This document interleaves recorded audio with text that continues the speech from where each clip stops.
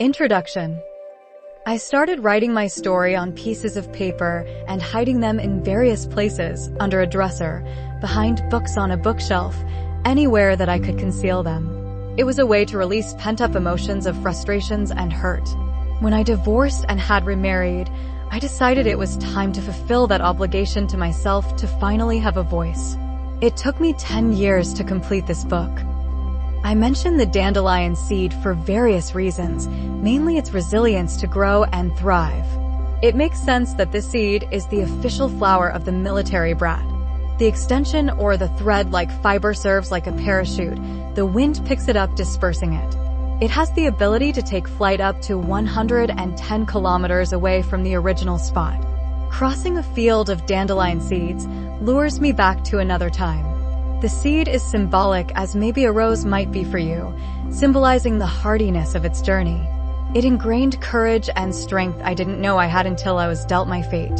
In my tumultuous relationship with my husband, I felt like a ship sailing through a turbulent storm with no sails. Because my story begins here, the dandelion seed is a significant reminder of my journey. I want to believe that my resilience comes from the notion of landing on tough terrain and then bearing fruit of that seed. My upbringing as an army brat may have saved my life, and for that I'm forever grateful. I dedicate this part of my book to my military father, Russell K. At 99 years old, you never cease to amaze me. You were humble and stoic, a Canadian World War II hero, and my hero. Love you. Dedication. I long for my childhood memories. They were real moments where I could dream of things that were greater. Situations can trigger my thoughts instantly, like the smells of summer or reflections of vague moments.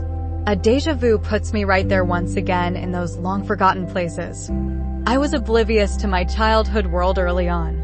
It was unimportant, trifle compared to things that I encountered along my adult journey. God had His hand in my life from the very beginning.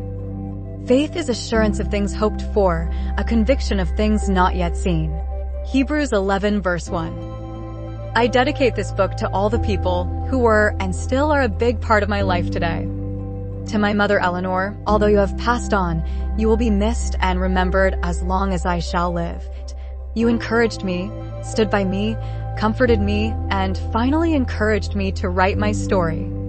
To my sister May, you were significant in my journey from beginning to end, my conspirator and partner in crime as children. Thank you for listening and being there for me anytime. To her husband Dave, you were like a brother. To my daughter Kate, I'm not sure how I would have made it without you. You have been an inspiration and my rock. To my daughter Anne, I am sorry I wasn't there for you while you went through your own divorce.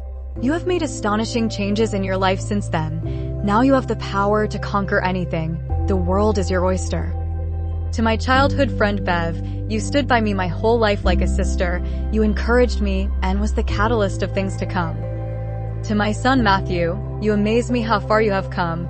You continually persevere and beat all the odds that are stacked up against you. To my brother Chris, thank you for being there when I needed you. Family is so important. To his wife Linda, thank you for being another sister. To Lily, who has since passed on to bigger and better things in the heavenly skies with our brother Jim and mother, I miss you. To Ellie and Betty, your friendships were very special. Thank you for being like family. To my husband Bob, you are the wind beneath my wings. Thank you for being there for the next part of our journey. In loving memory of Mom, Jim, and Lily. Beginning my story here is important.